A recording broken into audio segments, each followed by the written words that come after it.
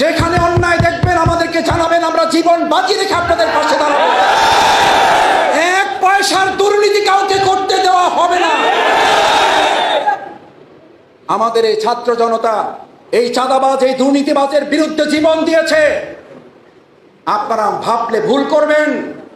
সে যেই হন, জামাত ইসলামীর যদি হন, সেই ছাত্র শিবিরের যদি সমর্থক হন, সে শফিকুল ইসলাম মাসুদের যদি ছোট ভাই হন, সে শফিকুল ইসলাম মাসুদের পরিবারের কোনো সদস্য হন, আজকে এই সমস্ত মিডিয়া কর্মীদের সামনে এই লক্ষ হাজার জনতা যাদের কাছে এই কথা পৌঁছে যাবে মিডিয়ার মাধ্যমে, স্পষ্ট অঙ্গীকার করছি, শফিকুল ইসলাম মাসুদের পরিবারের সদস্য হলেও তাকে আমরা ছাড় দেব না।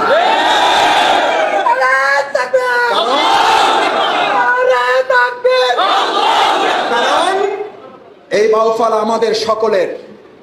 আমরা বলেছি এই বাউফলে রাজনীতি করেন যার যার মতো আদর্শ নিয়ে, কিন্তু পুরো বাউফল মিলে একটা পরিবার।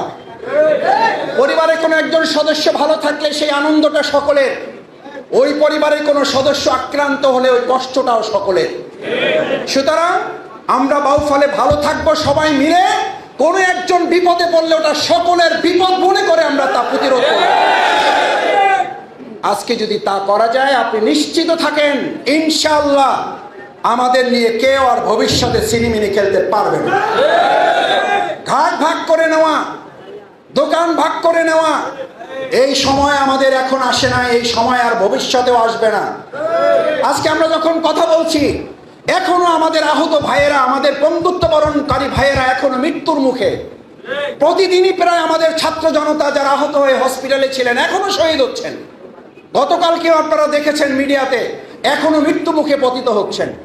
সেরকম সময় আমরা আমাদের এই শহীদের রক্তকে সামনে রেখে, আমাদের এই সমস্ত শহীদ ভাইদেরকে সামনে রেখে, আহত বন্ধুত্ব ভাইদেরকে সামনে রেখে, আমাদের বাউফলের কলিজার টুকরা 6টা সন্তান, 6টা ভাই জীবন দিল, এ দেশের উপরে ভাইয়ের আহত গুলিবিদ্ধ অবস্থায় এখনো কাতরাচ্ছে, তাদেরকে সামনে রেখে আমরা আমাদের ব্যক্তি স্বার্থের জন্য বাউফলে কেউ কাজ করলে এটা সুন্দর দেখায় না।